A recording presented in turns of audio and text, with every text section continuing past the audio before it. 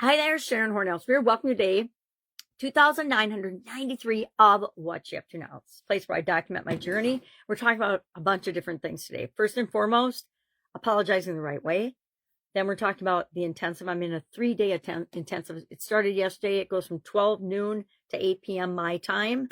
And it's intense, which is why it's called an intensive. It's a manifesting intensive, which is perfectly timed for other things I'm doing, like the 100.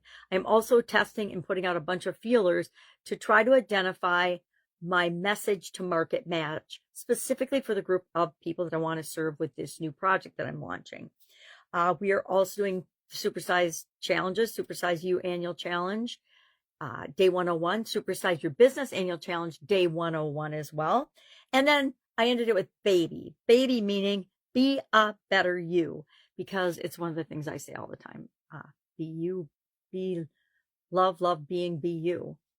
That's one of my, motto after my sudden cardiac arrest. So a lot of things going on today, a lot of things going on for the next 3 or 4 months, but all good things to make my life easier, streamline things, simplify things, make the world a better place. I do want to touch on, and I'm going to take off all my little cute flags that I made today so that I could actually remember what we were all talking about, because there's a lot going on. And I want to share how to apologize the right way. Why? Because the vast majority of us don't do it. We don't apologize the right way. We kind of half-ass say we're sorry, but it doesn't come off as sincere because it's not really sincere. It's easier to blame other people when they get upset over something that we did than to take responsibility for the role we played in upsetting someone else with something that we did, right? A lot of times misunderstandings happen and then they get intensified and worse because we don't apologize at all, or we apologize in a way that isn't an apology. It's an accusation of, well, I'm sorry you felt that way.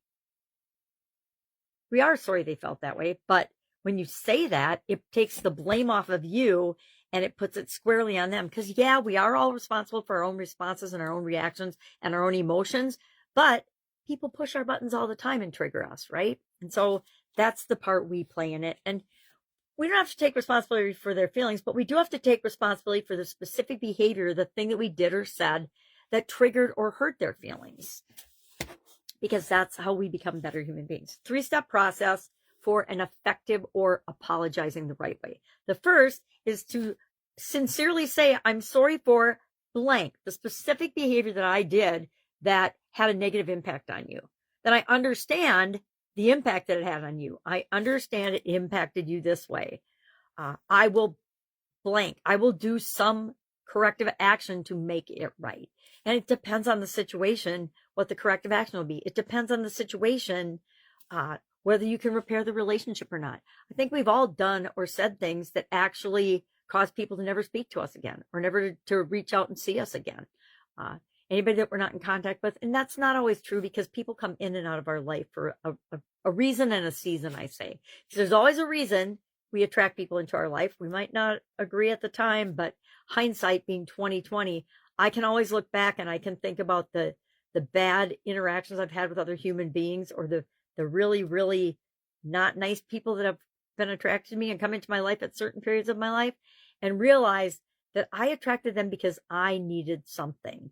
I needed maybe to develop a thicker skin. I needed to know that they were full of you know what, and that I didn't have to believe anything they said, but I needed to have that in my face for whatever reason, right? So 3-part apology. I am sorry for blank, specific behavior. I understand it impacted you in this way. I will do this corrective action to make it right. Challenged with my backwards writing today, as you can tell with the 3. Backwards writing is fun. I've actually gotten almost as good as writing backwards as forward. But when I start to think about it, that's when I make mistakes. All right. I'm sorry I made a mistake on my graphic today. I hope it didn't impact you negatively and think lesser of me. I will make sure that I slow down and write properly backwards from now on. All right. Now I'm just being silly. All right. If I can help in any way, ask. Try to get me outside of the hours of noon and 8 p.m. today and tomorrow. Otherwise, Monday, I'll be right back on it. If I can help you anyway, all you have to do is ask. The reason I say keep asking, even if I can't answer right away today, is that the power of asking. When we ask something, all of a sudden the universe opens up and we see that we knew the answer all along. All right. Have a great day. And I'll, of course, be with you tomorrow.